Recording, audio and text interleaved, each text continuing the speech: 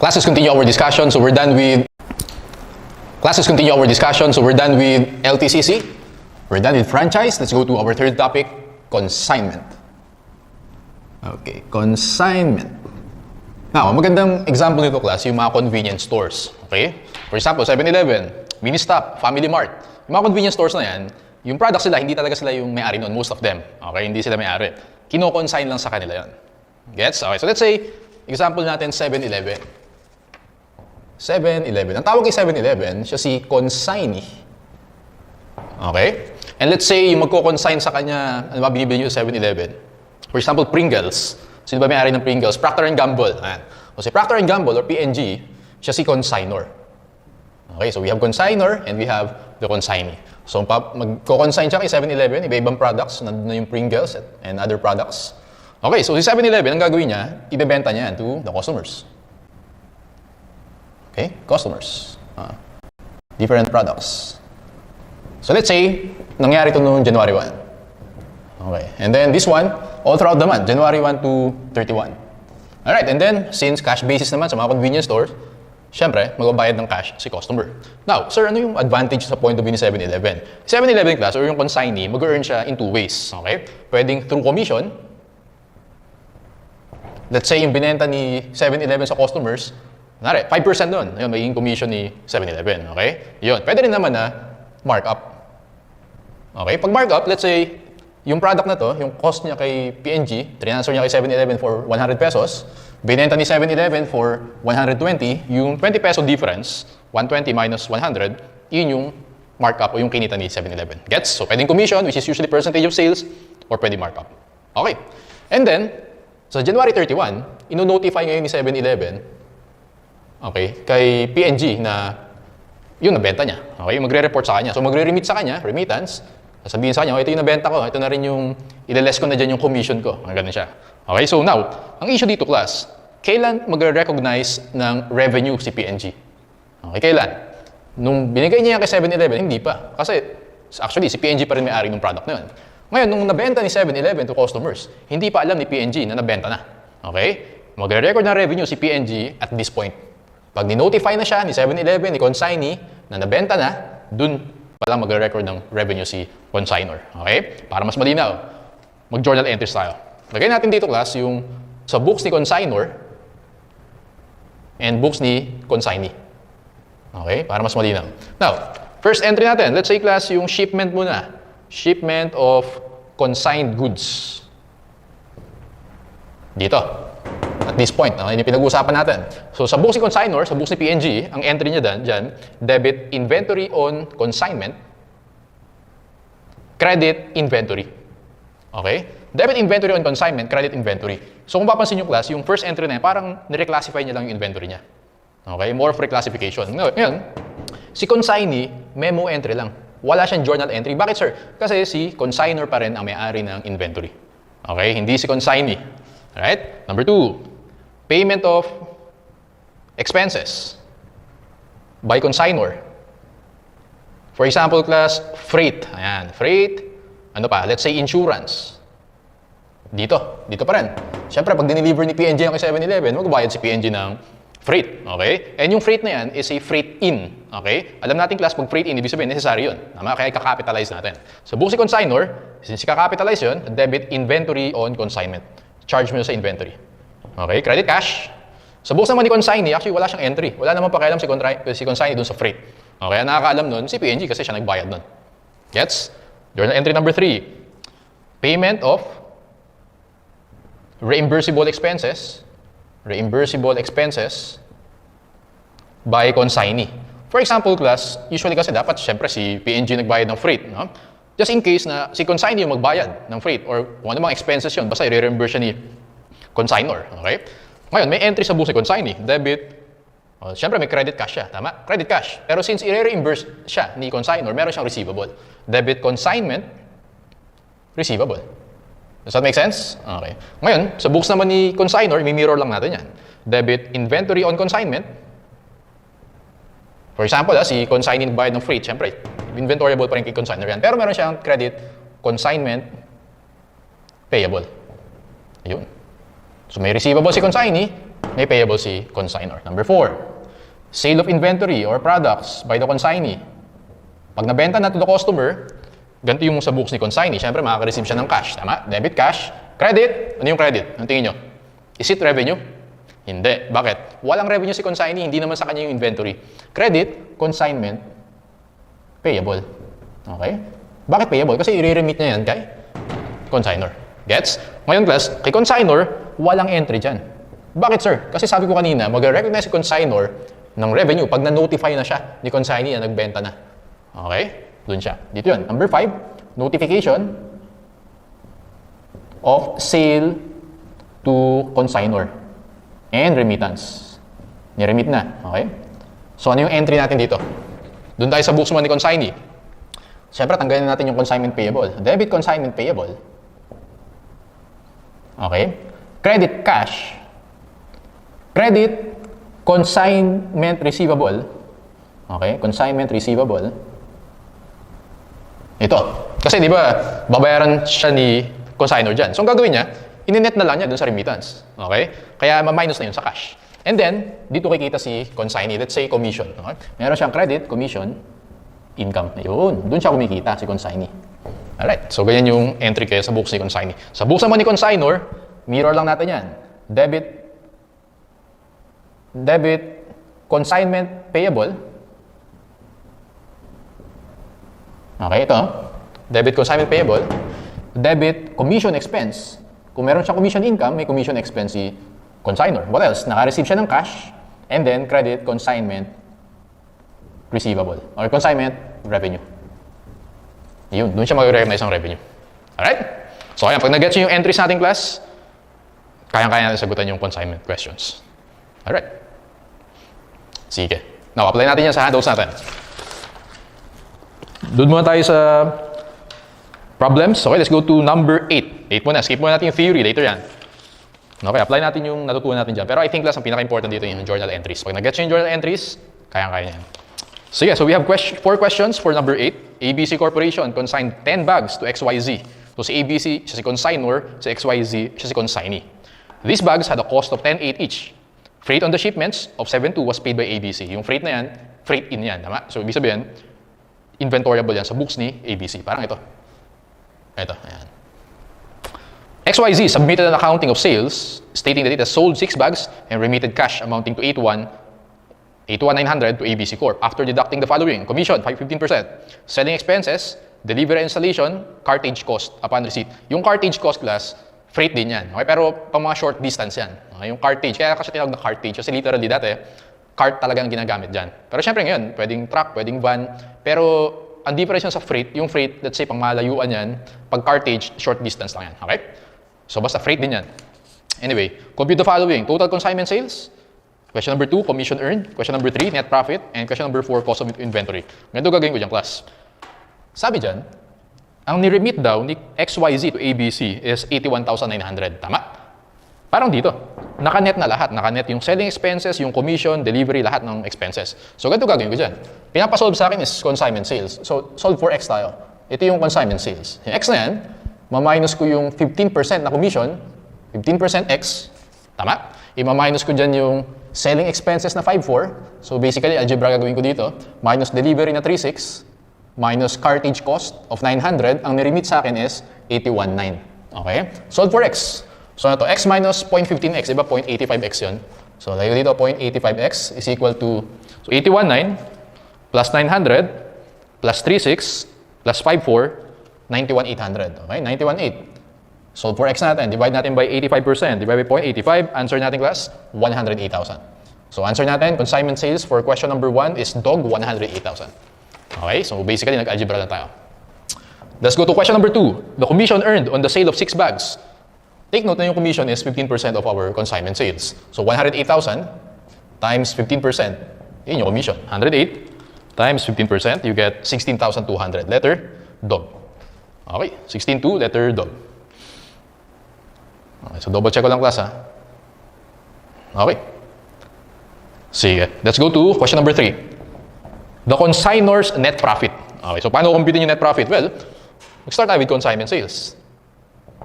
Consignment sales natin, 108,000. Tama? And then, ano yung cost of goods sold natin? Ganito yan, class.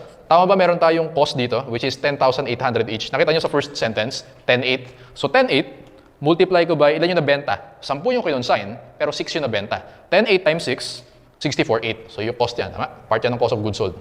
64,800. Now, meron tayong freight. Take note class, yung freight dyan na 7,200, para yan sa 10 bags. Okay? So 6 lang yung nabenta, so 6 over 10. 7,200 times 6 over 10, that is 4,320. Minus 4,320. So ito class, yung 64,800, ginawa ko lang dito, 6 bags times 10,800 each bag. Ayan. What else? Yung cartage, kasi again, parang freight in din yan, pero short distance. No?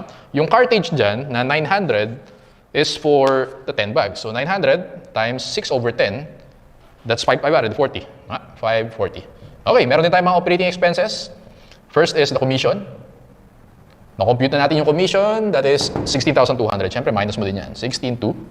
We also have, ano pa yung given sa atin? Selling expenses, 5,400. Delivery and installation, 3,600. Okay, so let's compute. 108,000 or consignment sales minus 64,800 minus 4,320 minus 540 minus 16,200 minus 5,400 and minus 3,600.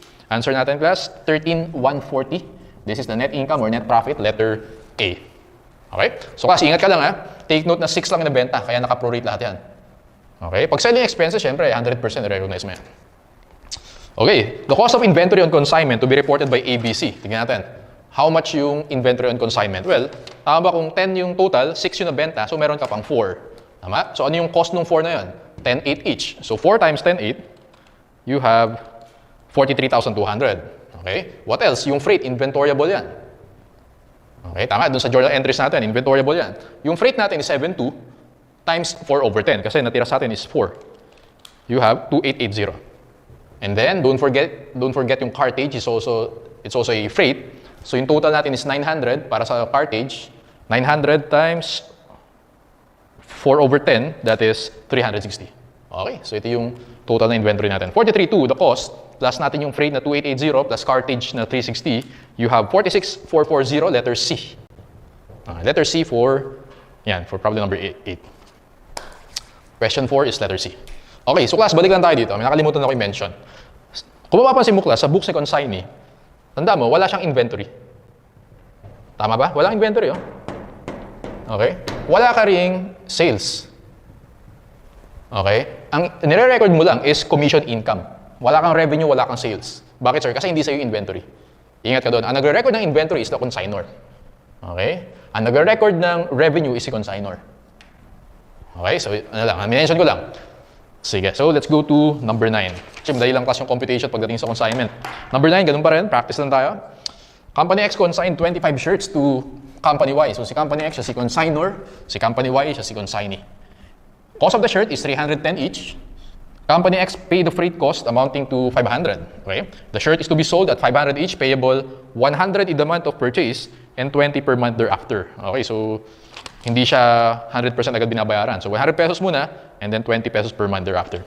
Company X's commission is 20%. Company Y was able to sell 15 shirts in July and 5 shirts in August. Okay?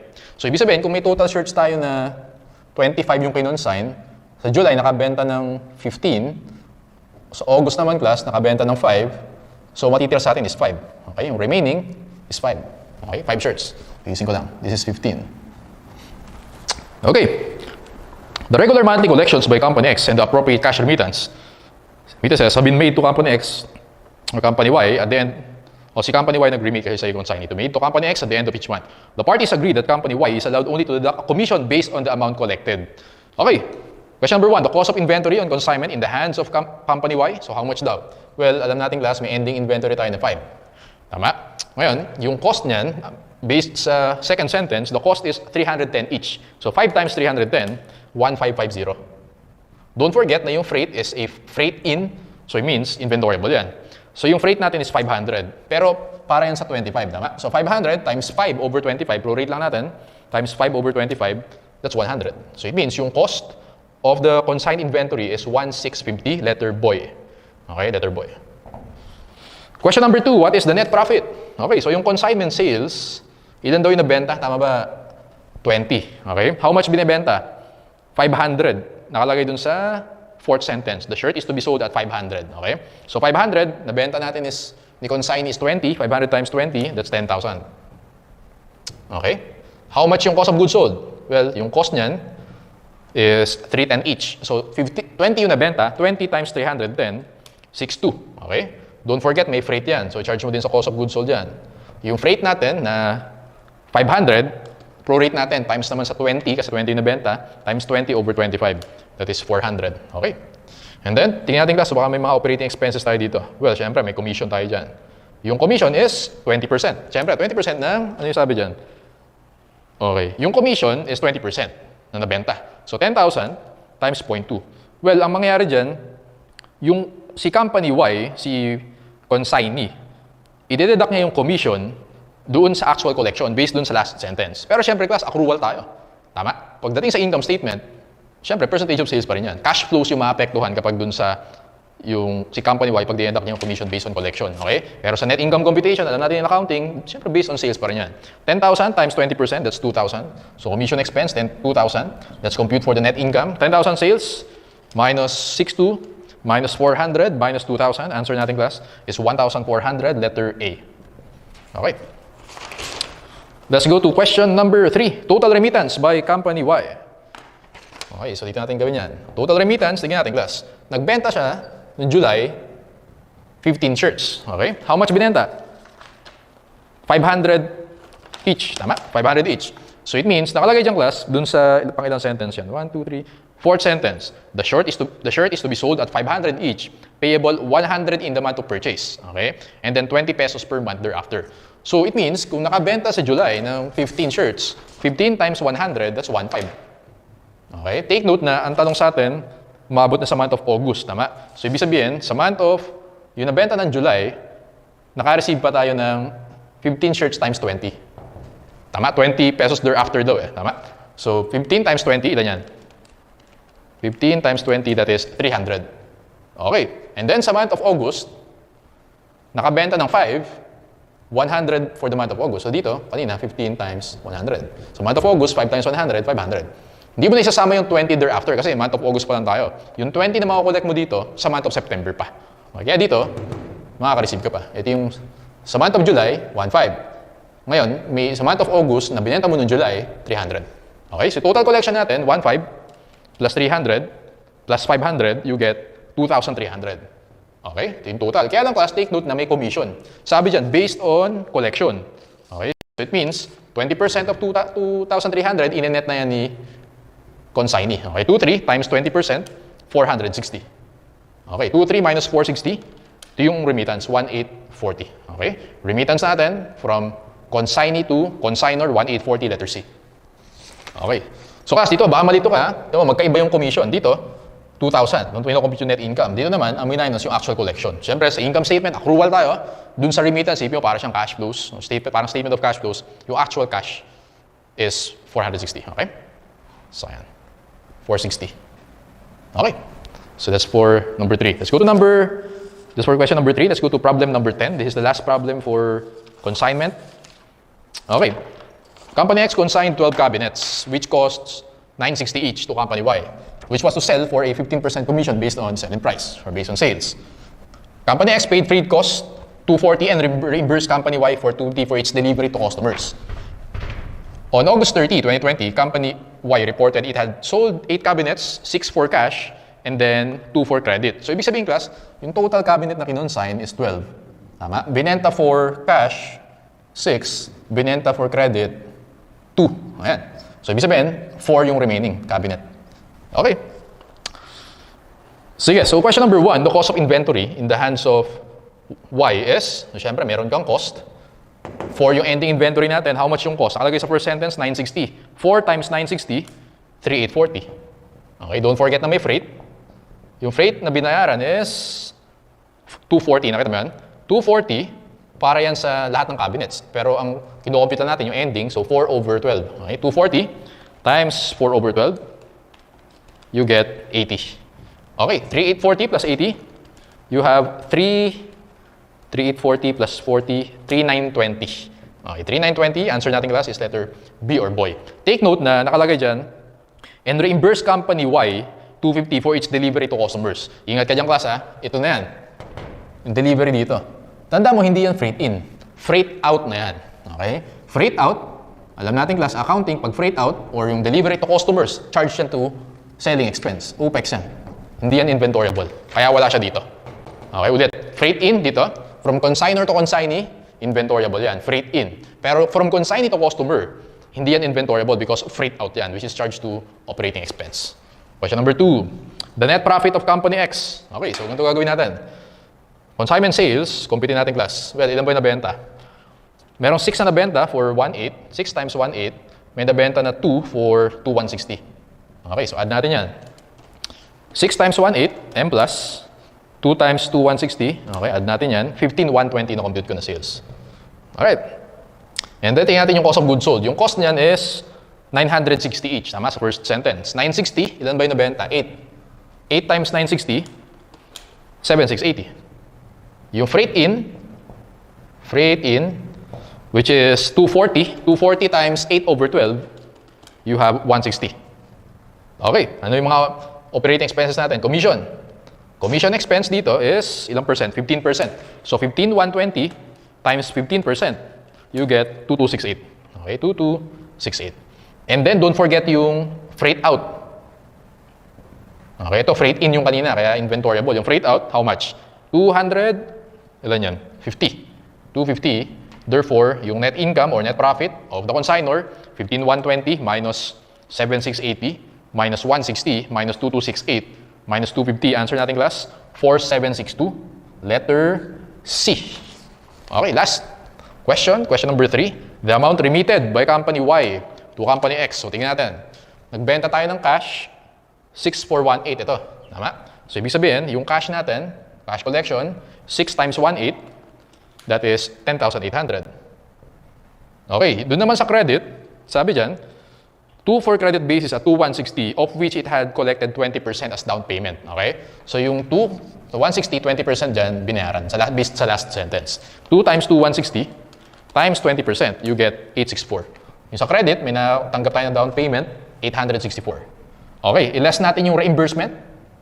Tanda mo class, yung 250 na yan, si consignee yung nagbayad. Pero dapat, i-reimburse si consignor. So minus na natin yan, 250. Ine-net mo na yan sa remittance. What else?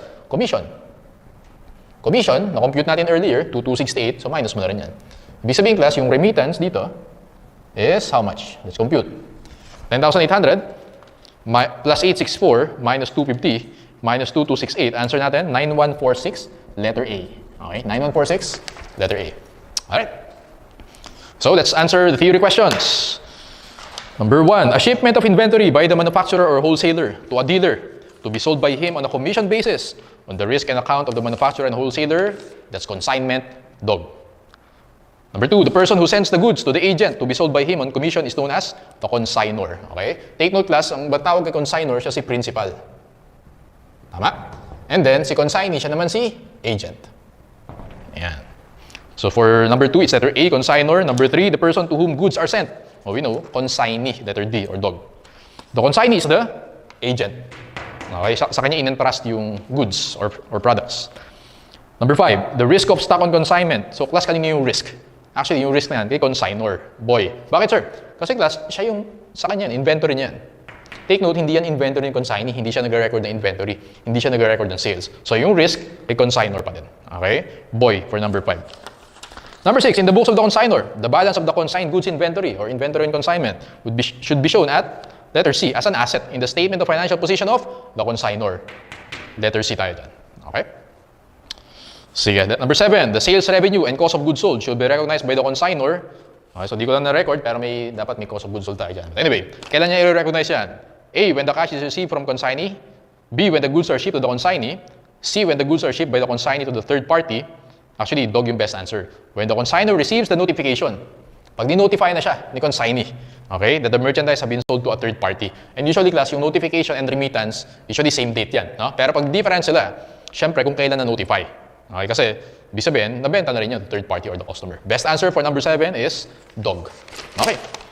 Class, let's continue our discussion. So we're done with LTCC, franchise, consignment, and let's go to our last topic, installment sales. Okay, installment sales. Okay, so FYI, installment sales na yung class, hindi na yan allowed under IFRS 15. Okay? Sir, bakit tuturo mo pa? Kasi kaso malabas pa rin sa boards. Okay, so gusto ko kahit ano yung lumabas sa boards, kaya mo sagutan. Kaya ituturo ko pa rin, pero mabilisan na lang. Kaya ako siya nilagay sa last topic.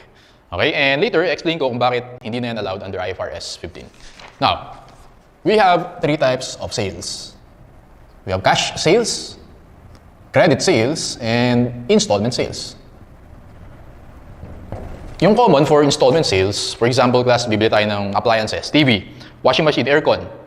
Pupunta ka sa mall, bili ka ng appliances, pwedeng cash, may option ka na installment. Okay? Let's say payable in 12 months or payable in 24 months. Ano pa? Bibili ka ng vehicles. Gawin natin example, Toyota Fortuner. Pag bibili ka niyan, may option ka na, for example, payable in 5 years. Okay, so gawin natin dito, Toyota Fortuner. Gawa tayo ng timeline. Okay, pakita natin. 2, 3, 4, 5. Okay, so this is year 0, 1, 2, 3, 4, 5. Okay, bili tayo ng Fortuner, payable in 5 years. Dito natin siya binili, year 0. Now, kukolect mo siya every year. Okay, actually, every month yung bayaran. Pero let's say every end of the year. 1, 2, 3, 4, 5. Ngayon class, sa point of view ni seller, kasi syempre, point of view tayo ni seller kasi revenue pinag-uusapan natin, merong risk of uncollectibility. Mataas yung risk as compared to cash sale and credit sale. Actually, yung cash sale, walang risk yan kasi babayaran ka agad. Okay? Yung credit sale, may risk pa din pero isang bayad lang yan. Unlike yung installment, series of collections. So sa point of view ni seller, may risk of uncollectibility. Ngayon, para maging conservative, under IAS 18, pwede kang gumamit ng tinatawag natin na installment method. Okay? Installment method. Wherein, under installment method, ito yung pinaka-important dito. Revenue is recognized, write this down, in proportion to cash collections. Ulitin ko, under installment method, para maging conservative tayo kasi hindi mo pa pwedeng recognize yung buong 5 years na yan. Okay? Under installment method, revenue is recognized in proportion to cash collections. Kaya hindi na yan allowed under IFRS 15. Bakit sir? Under IFRS 15, yung revenue, i-recognize natin siya in proportion to yung fulfillment of performance obligations. Wala tayong pakialam sa cash collections na yan. Okay, pagdating sa IFRS 15. Kaya this one is no longer allowed. Pero pag-aralan pa rin natin. Mabilis lang. I'll show you the journal entries para mas ma-appreciate nyo. Okay? Journal entry number 1. Pag nagbenta tayo, so upon sale, gagawin natin, debit, instead of accounts receivable, gamitin natin is installment accounts receivable. Debit IAR, credit sales, debit cost of goods sold, credit inventory. Ito yung entry natin pag nagbenta tayo at this point. Okay? And then, December 31, journal entry number 2. December 31, i-close natin lahat ng income statement accounts. Saan dito yan? Sales and cost of goods sold. Tama? May mga closing entries tayo, end of the year. Debit sales, credit cost of goods sold, syempre, hindi balanse yan. Mas mataas yung sales than cost of goods sold. Meron tayong credit na DGP or Deferred Gross Profit. Okay? Ngayon, yung nature of Deferred Gross Profit na yan, kontra installment AR account yan. Ibig sabihin, sa balance sheet, meron kang IAR, installment AR, minus DGP, kontra IAR account. Okay? Date of sale, December 31. Yan. Date of collection. Journal entry natin, kasi sabi diyang class, revenue is recognized in proportion to cash collection. Pag nakakollect ka dito, okay, dyan ka lang mag-recognize ng revenue. Okay? And actually, dyan ka mag-recognize ng profit. Debit cash, credit installment AR. Siyempre, nag-collect ka. May isa ka pang entry. Debit DGP, credit realized gross profit. Ayun. Doon ka mag-recognize ng profit at the date of collection. Okay? Sir, how much yung debit DGP, credit RGP? Ito tandaan mo, class.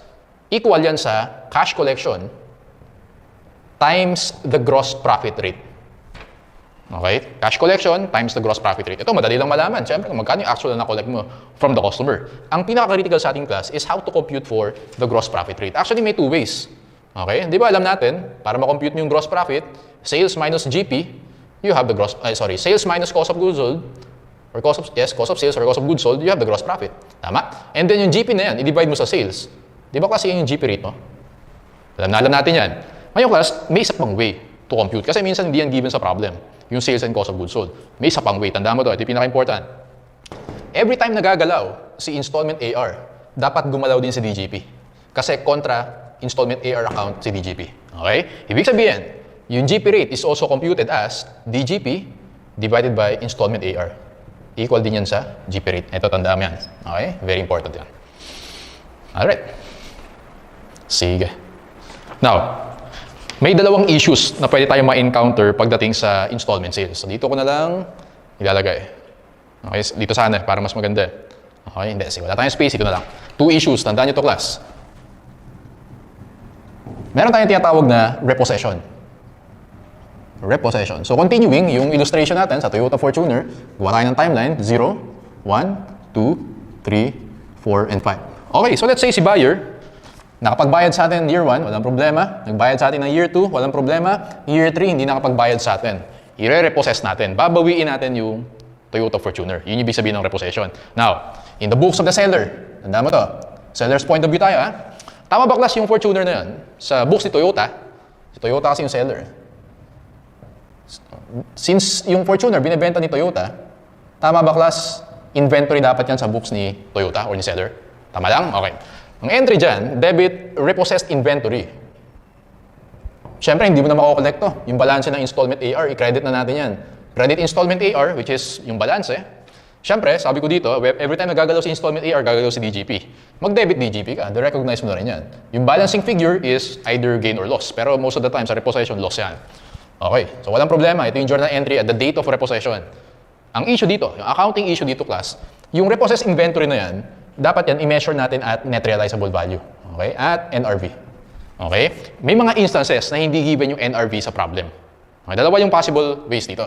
Una, pag given siya, walang problema. Pag nakalagay sa problem, NRV at the date of repossession or fair market value at the date of repossession, wala tayong problema dyan. Okay?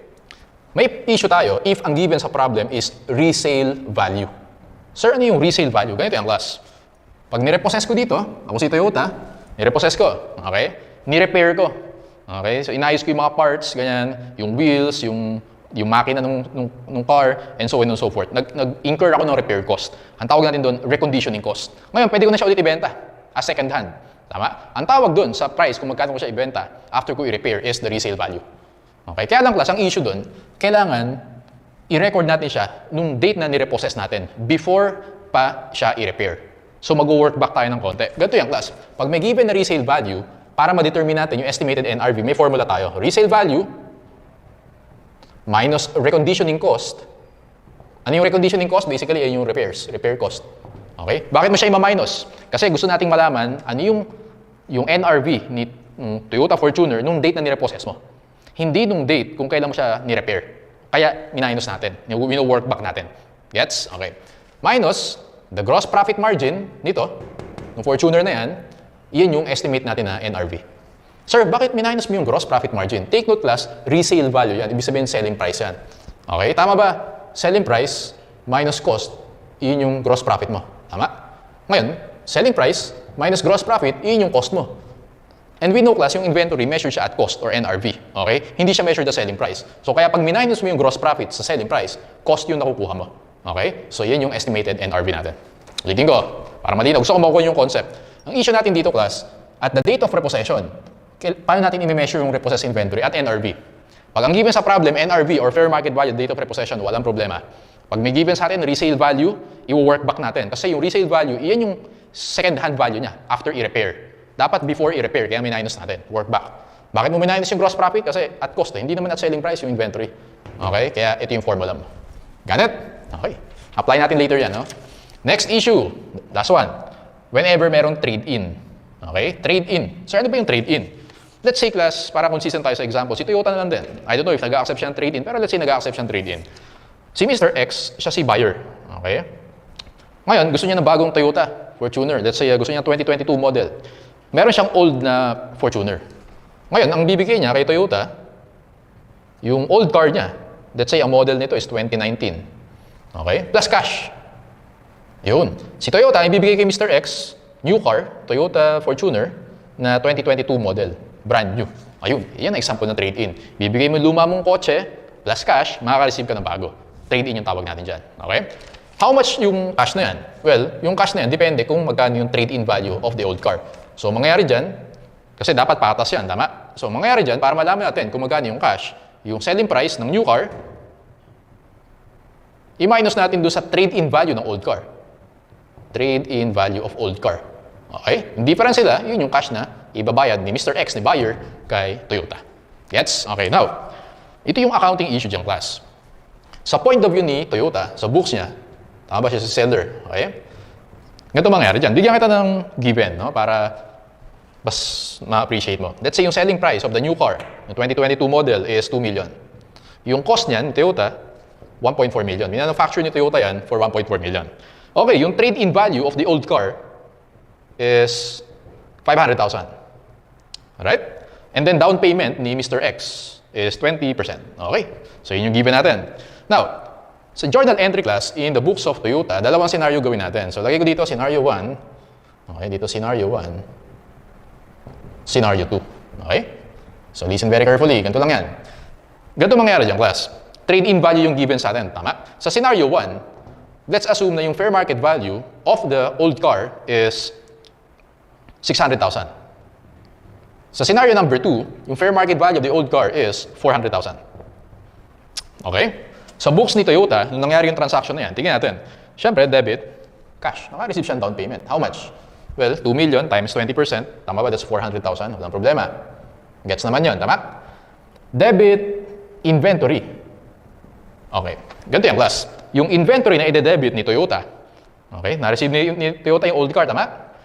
Ide-debit na yan at fair market value or NRV. Parang dito kanina. Fair market value to NRV. Hindi niya yan ide-debit at trade-in value.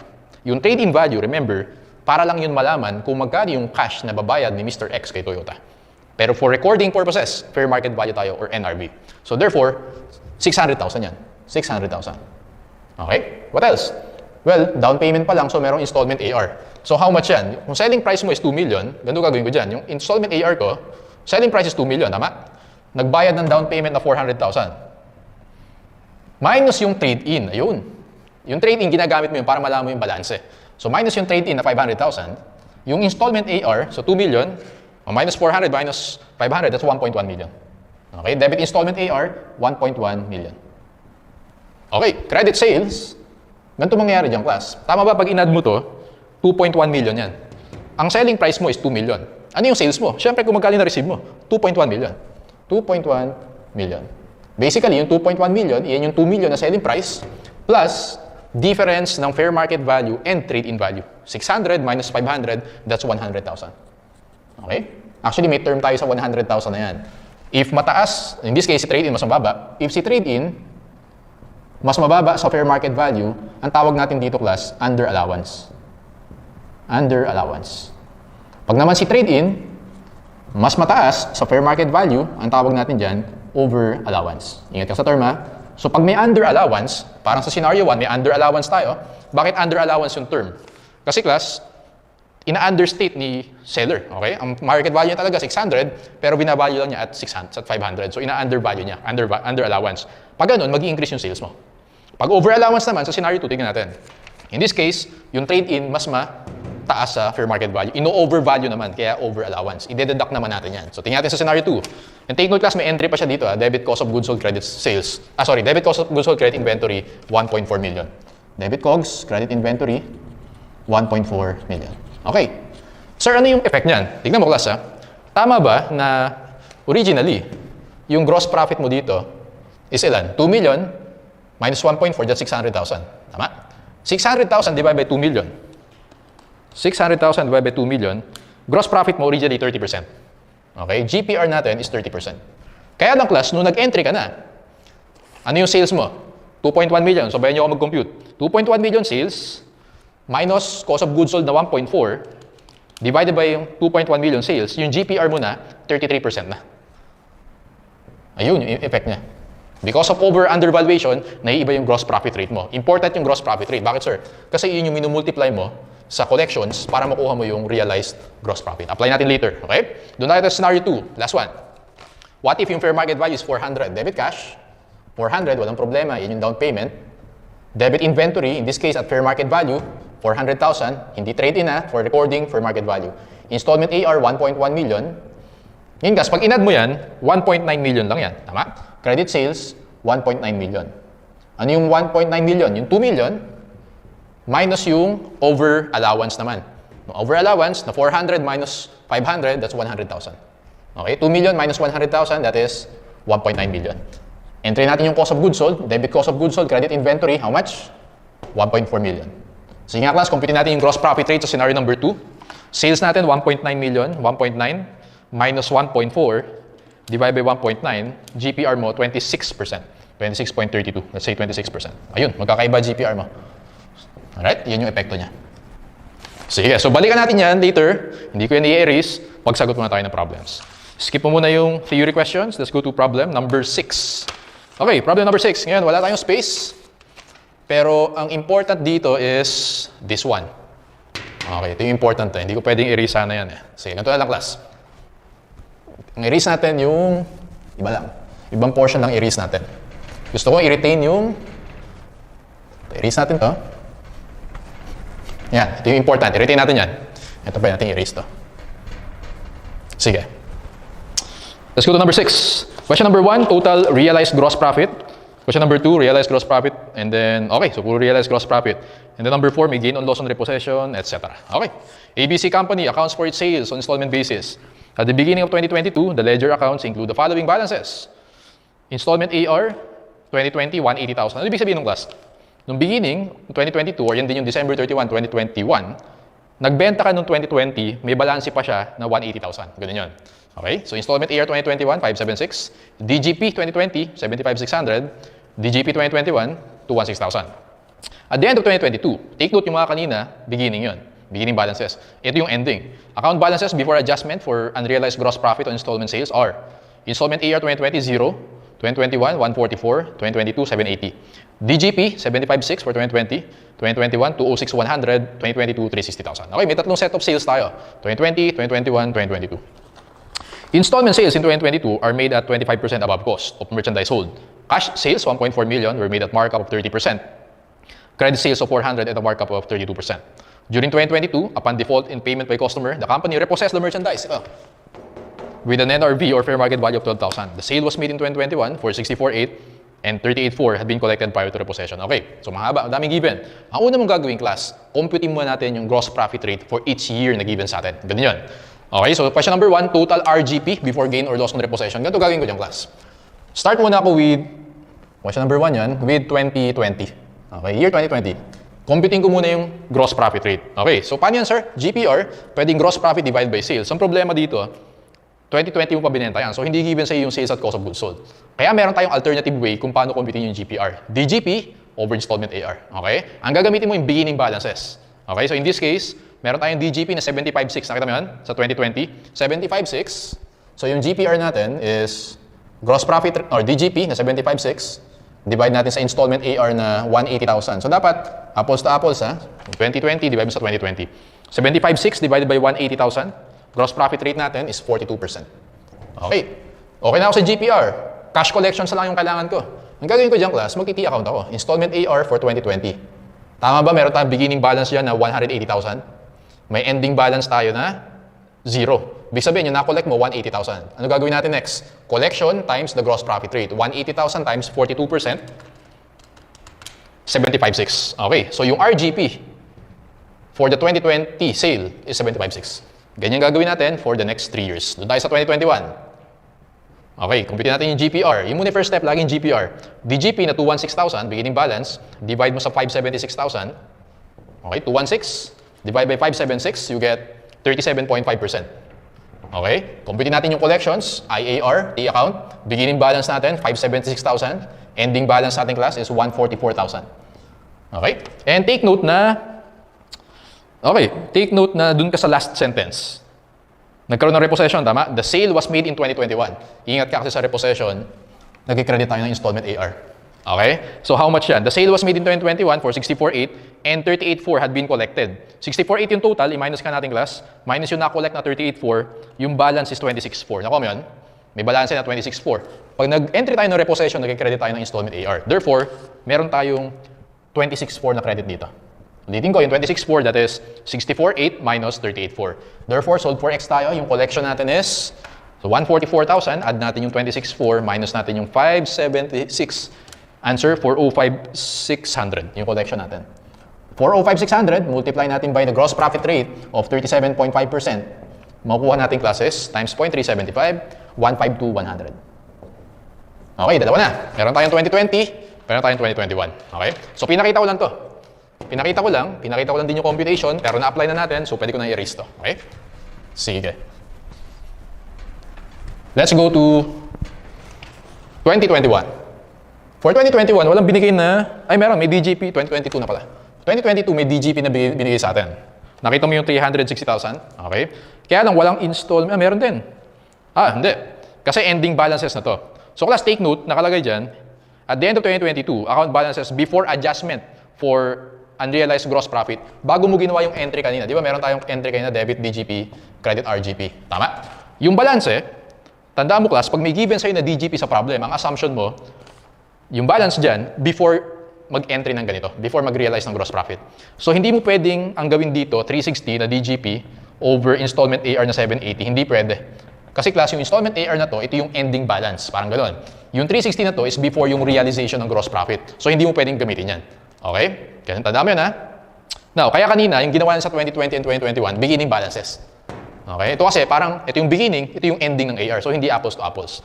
Ang gawin natin class for 2022 para makuha mo yung gross profit rate, nakalagay dyan sa middle portion, installment sales in 2022 are made at 25% above cost. Parang natutuwa natin sa ibang topics natin. Pag based on cost, paano mo gagawin based on sales? Di ba ganun lang to? 25%, i-divide mo by 125%. Got it? 25 divided by 125, 20% yung GPR natin in 2022. Okay? So now, meron na tayong GPR. Yung kailangan natin yung collection. So paano yan, sir? Installment AR, meron ba tayong beginning balance? Well, meron tayong ending balance na 780,000. Okay, beginning natin, paano natin malalaman, sir?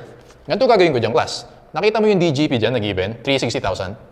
Di ba, yan yung before realization of RGP. Ibig sabihin, pag dinivide mo yan sa 20%, makukuha natin, 360 divided by 0.2, 1.8 million. Iyan yung installment AR natin na beginning. Kasi class, yung GP rate is equal to DGP over installment AR. Therefore, pag yung DGP, dinivide mo sa gross profit rate, makukuha mo installment AR. Ayun. Solve for X. X natin is, so 1.8 million minus 780,000. Collection natin is 1,020,000. Multiply natin by GP rate na 20%. Yung RGP natin times 0.2, 204,000. Okay. So, ganyan siya. Tatlo na. 75,6, 152,1, 204. Ingat ka class, kasi ang tanong sa question 1, total RGP. Isasama mo dyan yung cash sales and yung credit sales mo. Okay, nasan yun? Nandun sa middle portion. Cash sales amounting to 1.4 million made at a markup of 30% of sales. So 1.4 million, multiply natin by yung gross profit rate na 30% or yung markup, yung RGP mo sa cash sales is 420,000. Sa credit naman, meron siyang 400,000, yung markup daw is 32%, multiply mo sa 32%, 400,000 times 0.32, 128,000. Okay, total natin lahat.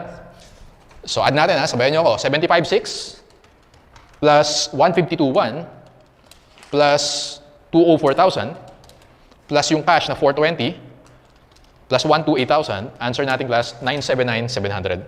Answer, total RGP, dog. Huwag mong kalimutan yung cash and yung credit, dyan nagkakamali mga students. Ito yung critical dito. Okay, pag dinivide mo yan, installment AR makukuha mo na beginning. Okay, kasi pag may DGP na given, assume mo na before realization yan, before ka mag-entry na debit DGP, credit RGP. Okay, question number 2. So ito yung question 1. Question number 2. Realize gross profit in installment sales. Pag in installment sales lang, yung tatlo lang. Huwag mo sasama yung cash and credit. So add natin, 75,600 plus 152,100 plus 204,000. Answer, 431,700. 431,700, that is letter C. Question number 3, realize gross profit on installment sales in 2022 for 2021 sales. Asan yun? Ito. Tama. Ito yung 2021 sale na ni-recognize mo in 2022. So 152,100. Answer natin is letter boy. Question number 4. What is the gain or loss on repossession? Class, pag ganyan yung tanong, gain or loss on repossession, I suggest mag-journal entry ka. Nasaan yung journal entry? Ayan. Debit repossessed inventory, which is, in this case, ang given sa atin, NRV na. Naka-fair market value na. 12,000. Nakita mo yun? So, diretso ka na. 12,000. Credit installment AR, how much? Ito. 26,400. Okay? 26,400. And don't forget na, every time nagagalaw si installment AR, gagalawin mo rin sa DGP. De-recognize mo din yan. 26,400 times ano yung gross profit rate natin? 37.5%, 99. Yun. Balancing figure, 99 plus 12,000 minus 26,400, 4,500. Meron kang loss na 4,500. Answer natin class sa question number 4 is A, 4,500 loss. Okay, dun tayo sa question number 5. Ito na lang. Question number 5, assuming ABC wants to improve the saleability of the repossessed merchandise. The company incurred 1,000 for reconditioning, ni-repair niya. After which, the company was able to sell the merchandise to another customer for 16,250 at a down payment of 40%. Compute the RGP. Okay, so lagyan natin ng entry. Nag-repair siya, so necessary yun, tama? So capitalizable yun. Debit inventory, debit repossessed inventory, credit cash, 1,000. Okay, nagbenta siya. Yung sales, how much? 16,250. Okay? How much na yung cost of goods sold natin? Well, ni-record natin siya na 12,000 dito, tapos may 1,000 ka dyan, ibig sabihin, 13,000. Tama lang? Okay. 16,250 minus 13, tama, 3,250 yung gross profit natin. Divide natin, 3,250 divided by 16,250. GPR natin is 20%. Okay. Ang tanong is realized gross profit. Paano ulit yun? GPR times collections. How much yung nakolekta? May down payment daw na 40%. 16,250 times 40%. Tama ba yung collection natin is 6,500, yung down payment? Multiply natin by the GPR na 20% times 0.2. Answer natin class, 1,300 boy. Okay. Ano siya? 1,300 boy. Alright, so last one. Ito naman, trade-in. Last na yung class. Erase ko na ha. Ayan. So basta na-gets nyo yan. Actually, yung first problem na yan, almost nandiyan na lahat ng kailangan malaman about installment sales, no? Sige. So yung next problem is also a comprehensive problem. Dalawang problems lang pinipare ko for this topic. Okay. Number 7, compute for the net income to be recognized in 2021. Company X sells home theater set both on installment and cash basis. Mr. X purchased a set from Company X on March 30, 2021 for 367,500 which has a cost of 289,800. Tama ba? So ibig sabihin, sa number 7, lagay natin yung mga important. So may selling price na 367,500. Tama? And then, merong cost na 289,800. Okay. A used set is accepted as down payment. O parang trade-in. 89,600 being allowed on the trade-in. So, yun yung trade-in value. Okay. So, yung trade-in, sulat ko, 89,600. Okay. The used set can be resold for 112,140. Yun yung resale value after reconditioning cost of 5,362. A-apply din natin ito actually. Resale value minus yung reconditioning cost minus yung gross profit margin. The company expects to make a 20% gross profit. The balance of the sales to be paid on 10-month installment basis starting May 1. Ingat ka sa date ha. Mr. Y defaulted payment starting November 1 and the set was immediately repossessed. The repossessed merchandise was appraised at a fair market value 65,625 at the time of repossession. Company X had to incur additional cost of repairs before selling the car to W. Okay, so ang dami nangyari. Tingnan natin ito class. Ganito gagawin natin. Sir, pag ganyan, paano gagawin namin? Compute mo muna yung GP rate. Yun yung very important. Ha? So, meron tayong sales. 367,500. Kaya lang class, ingat ka kasi ang nangyari dyan, yung trade-in is 89,600. Iba yung fair market value. Okay? Nakalagay dyan class, yung fair market value, kasi iti-debit natin yung inventory at fair market value, tama? Hindi naman na trade-in. So, tingnan natin, i-recompute natin. Meron tayong resale value na 112,140. And then, i-minus natin yung reconditioning cost. Reconditioning cost natin is 5,362. Kasi nag-work back tayo kaya natin minus. And yung gross profit margin is ilang percent? 20%. So, 112,140 times 20%. Tanggalin natin yan kasi kailangan naka-cost yan. Tama? 22,428. Ibig sabihin, yung fair market value natin or NRV is 112,140 minus 5,262 or 5,362 minus 22,428, 84,350. Class, for recording purposes, ano gagamitin natin? Trade-in or yung fair market value? Fair market value. Mas, ano yung difference sila? Minus 89,600. 5,250. Okay? Ano yung tawag natin dyan? Pag mas mataas si trade-in, meron kang over-allowance. Pag over-allowance, yung scenario 2 natin, bumababa yung sales mo. Tama? So yung 5,250, adjust natin yung sales. So over-allowance, minus 5,250, ibig sabihin, yung adjusted sales natin, 367,500, minus 5,250, 362, 250. Okay? Ngayon, may iba yung gross profit rate mo. Cost of goods sold natin is 289,800. Let's compute the GP. 362,250 minus 289,800, you have 72,450. Okay. 72,450, i-divide mo siya sa adjusted sales. Yun yung pinaka-effect nitong trade-in na yan. Divide by 362,250, 20% yung GP rate natin. Okay, so may GP rate na tayo, sir. Kailangan na natin ng collections. Okay, so ano yung mga na-collect natin for the period? Well, tandaan mo class na merong trinade-in sa'yo. Collection din yan. Okay? So, collection din yan. Inventory na trinade-in sa atin. Take note, ang gagamitin mo is this one. Kasi pag nirecord mo yan sa books at fair market value, okay? Huwag mo i-record yung trade-in. Again, ginagamit lang natin yung trade-in to determine how much yung cash na babayaran natin. Okay? Or how much yung installment AR. So later, tingnan natin class. Yung inventory, na-receive natin yan. 84,350 gagamitin mo. And then, actually, nagbayad din ng installment. Ilang months nakapagbayad ng installment? Tingnan natin yung problem. Sabi dyan sa middle portion, the balance of the sales to be made on a 10-month installment basis. Okay, so tingnan natin class. Yung selling price, kumpitin natin yung installment na na-receive. Yung selling price natin is 367,500. Tama? Ngayon, meron tayong trade-in. Trade-in natin is 89,600. Again, yung trade-in ang gagamitin mo to determine the installment AR. Tama? 367,500 minus 89,600. Installment AR natin class is 277,900. Okay? Payable daw siya in 10 months. So, pag divide mo sa 10, divide by 10, 277,990 per month. Does that make sense? Per month. Ilang beses na pagbayad? Tandaan mo class, ang nangyari dyan, sa second sentence, binenta March 30, 2021. And then, nag-default noong November 1. So, ilan yun? April, May, June, July, August, September. Tama ba? Kailan ba nangyari to? Hindi. Ano pala? Nakalagay, the balance of the sale is to be paid on 10-month basis starting May 1. Nag-default ng November 1. Ibig sabihin, hindi nakabayad ng November 1. May, June, July, August, September, October. 6 months nakapagbayad. Times 6, yung na-collect natin is 166,740. Okay, so lagay natin sa collection yan. 166,740. So add natin, plus 84,350, 251,090. Ito yung total collection natin. Kung may collection tayo, meron tayong GPR. Pag minultiply natin yan, times 0.2, 5218. 5218, ito yung gross profit natin. Pag ang tanong sa problem is gross profit, yun yung sagot mo, 5218. Kaya lang, ang tanong sa atin is net income. So lagay ko dito, may gross profit tayo na 50,218. What else? Okay, nagkaroon ng repossession. Ang dami nangyari dito. Dun sa second to the last paragraph. May repossession, tama? Sabi ni sir, pag repossession, journal entry, para mas madali. The set was immediately repossessed. The repossessed merchandise was appraised at fair market value. Wala tayong problema. Fair market value na yung given. Amounting to, nasaan yan? 65,625. Debit repossessed inventory, 65,625. Credit installment AR. So, class tama ba? Ito yung installment AR mo, 277,900. Ito yung nabayaran. So, yung difference niyan, tatanggalin natin. Uncollectible na yan. 277,900 minus 166,740. You get 111,160. 111,160. Don't forget na i-debit yung DGP. Gross profit rate natin is 20% times 0.2. 22,232. Balancing figure, kumpitin natin, gain or loss. 65,625 plus 22,232 minus 111,160. May loss tayo na 23,303. Pag ang tanong sa'yo, gain or loss?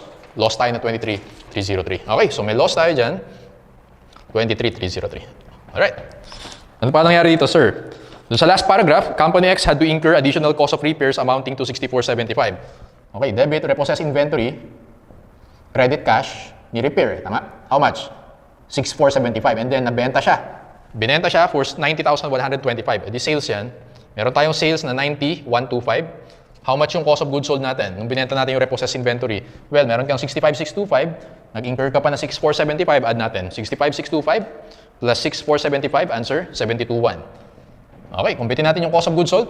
Kumpitin natin yung net income. Okay, 50,218 minus 23,303 plus 90,125 minus 72,1. Answer natin class, 44,940, letter A.